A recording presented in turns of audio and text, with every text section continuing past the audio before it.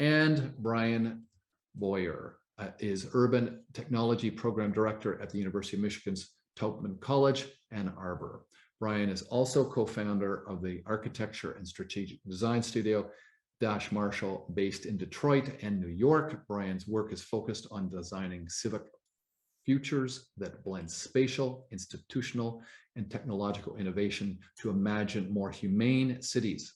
He writes frequently, including the book Designed for Social Innovation, Case Studies from Around the World, published last year by Routledge, and a newsletter, urbantechnology.substack.com. Welcome, Bryan. Thanks.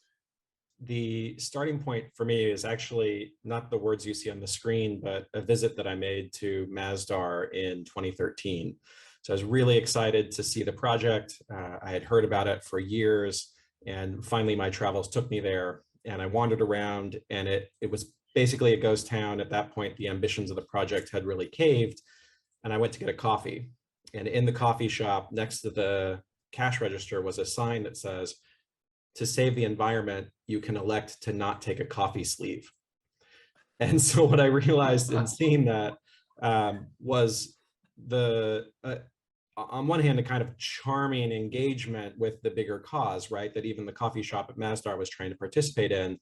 But from a bigger picture, for me, that kind of sparks a realization, or it's one thing that adds to a realization that the traditional sector of placemaking, architecture, engineering, and construction, we're really not up to the task to accomplish 15-minute cities or more broadly, any kind of impact that we're seeking from the built environment, be it social or environmental, because performance on those metrics requires changes to behavior. And so if we want to think about actually creating meaningfully different cities, it's about changing the behavior of people. And there are all sorts of ways that we can do that through physical intervention, but we're going to reach a limit. And that's where then we require new businesses or old businesses rethought, new civil society organizations, new governance structures, and I believe Carlos referred to it as "and more" in the introduction. So at the university, one of the things I'm focused on is, what is that skill set?